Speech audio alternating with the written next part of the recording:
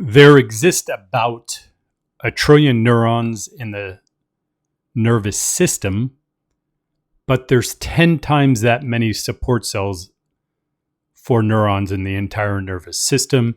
Those support cells are known as neuroglial cells or merely glial cells.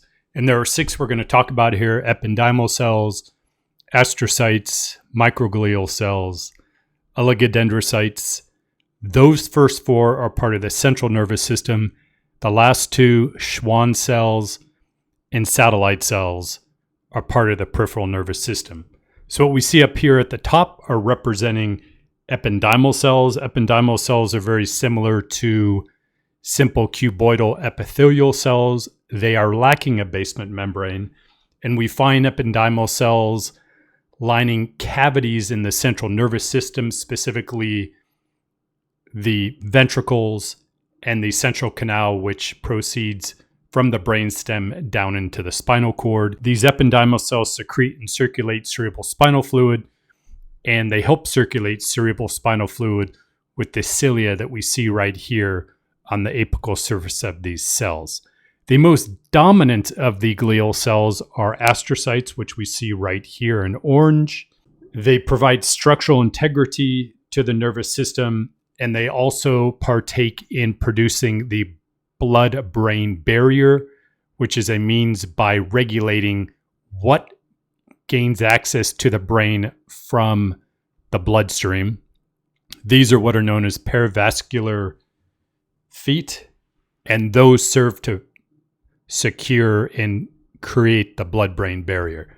Right here we have a microglial cell, and microglial cells derive from the blood cell line monocytes, which give rise to macrophages, osteoclasts, which we talked about in bone, and here microglial cells. All of these cells I just described, including the microglial cells, are phagocytic cells that clean up any cellular debris like dead tissue, microorganisms, or foreign matter.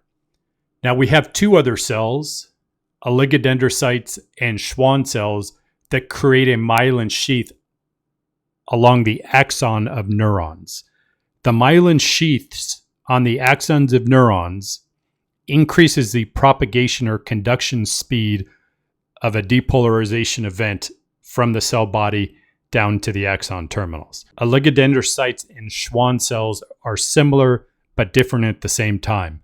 One distinction is oligodendrocytes can wrap myelin sheaths around different or adjacent axons or multiple axons, multiple neurons, whereas Schwann cells only serve one particular neuron. So here we actually see 2 Schwann cells on this axon, and this one oligodendrocyte is serving 2 different axons. Over here we see the satellite cells, which help insulate cell bodies in the peripheral nervous system.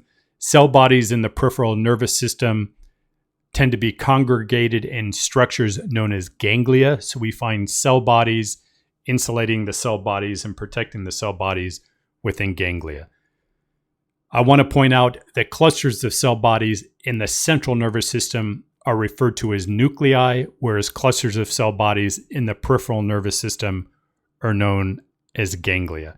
When I say clusters of cell bodies in the central nervous system are known as nuclei, that's not to be confused with the nuclei of specific cells.